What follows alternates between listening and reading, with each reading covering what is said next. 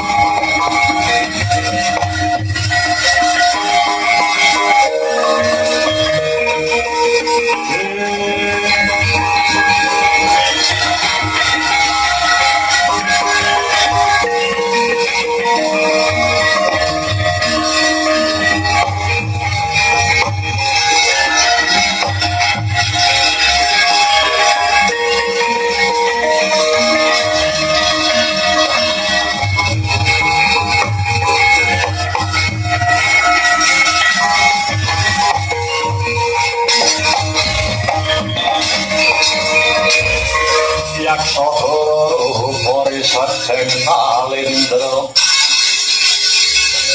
yaksa alaku kang malaya kang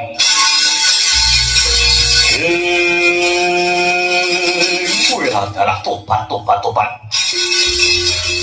iki lha kok dadi ana buta metu saka kedaton negara Ngamarta iya aku buta sing jebol sanggar pamelengan negara Ngamarta aja mati tanpa aran kowe sapa takon karo aku Dewa Amral kowe sapa Gatotkaca lho nek wis ngerti karo jenengku ngerti wae kowe iki bocah pringgondane anak Werkudara anak Arimbi iya ora pancen bener kowe kok wis ngerti sejarahku ngerti wae kowe kok teko ning ngarepku malang kadak malang kerik ning ngarepe Dewa Amral Dewa Amral apa para pepundhenku para Pandhawa murca saka negara kamangka Gatotkaca sumurut kamangka Gatotkaca mangerteni para pepundhen Pandhawa sadurunge murca mapan ana ing sanggar palanggatan cetonge gelo kang tanpa warana kowe buta sing wanowani gendak sikara marang pepundhenku para Pandhawa hati-hati yen pancen kowe ndumuk aku sing nyikara pepundhenmu Pandhawa para pepundhenmu para Pandhawa ora mung tak sikara para Pandhawa wis mati kamplung ana wadukku kowe adalah mati dening aku bangsa terek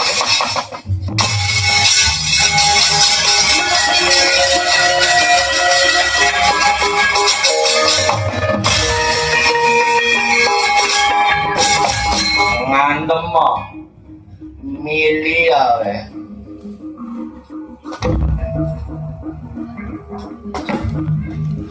kaya dilik-itik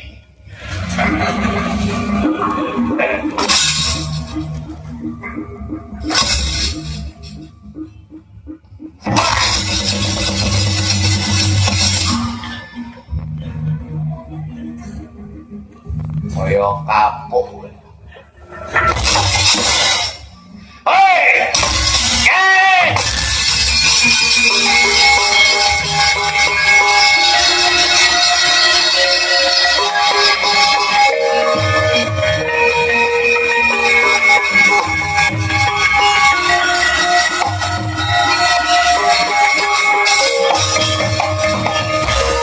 Masya Allah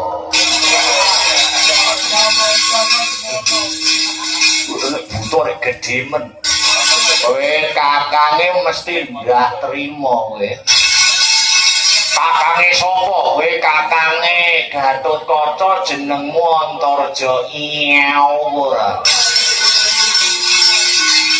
buta sapa Dewa Amral api-api anate ora gelem baleke sugenge para pepundhen Pandhawa apa kelakon ketandangan dening Antarja jajalan Sanriya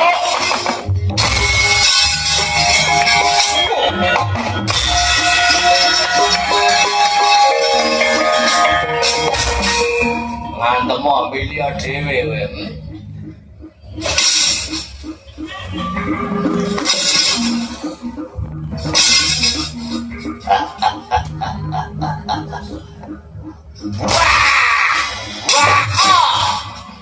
kowe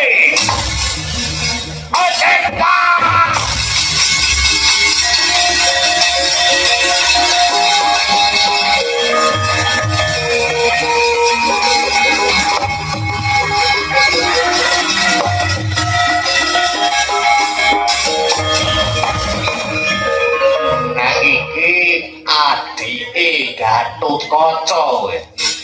Kowe sapa? Lah kowe wis ngerti ngono ndak takon apa? Piye ta kowe adine Antarja? Iya. Jenengmu sapa cah bagus malah sampeyan wis ngerti gak takon riwo-riwo ora ngerti. Aku ndak ngerti tenan. Tenan ora ngerti dosa lho, ngapusi dosa lho. Jenengmu Antasena. Lah ngono ora yo. Ngerti ngono ora yo mudeng. Kowe pengen ngerti karo jenengmu ora? Ora. Iki lho iki bocah dek angele ndak juamak iki. Aku wis ora pengen ngerti karo jenengmu. Mergo selawase aku urip, aku iki sejatine wis ngerti karo kowean, Bro. Lho, jajar aku sapa? Tak sebut niki niku piye? Aku bengok kowe kuwi sejatine Prabu. Oh. Ora bisa mbok sebut. Mbok sebut saiki bar lakone iki kok. Ora bisa mbok sebut. Aja diomong kene-kene. Ora ning ngono ora. Kok dadi gedhi barang iki ngopo? Apa pancen ya ini penak dadi gedhi ngono iki.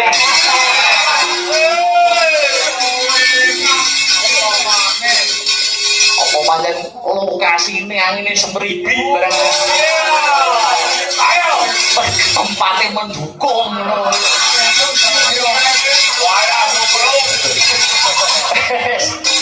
Saiki aku karo kakang-kakangku mbokon piye, Pak Dik? Wis kowe tunggu praja kene ae ya. Aja pati-pati bali nyang kasatriyanmu dhewe-dhewe yen Purwa durung gendeng pepunden-pepundenmu para Pandhawa liyane kalebu bapakmu sing Werkudara. Ya. Sendika dawuh Pak wis aku aja mbok lang-langi. Munggah ning kayangan dewa ora ana sing padha kuwatang ngadepi buta ning gethene wangene panggone gulung kayangan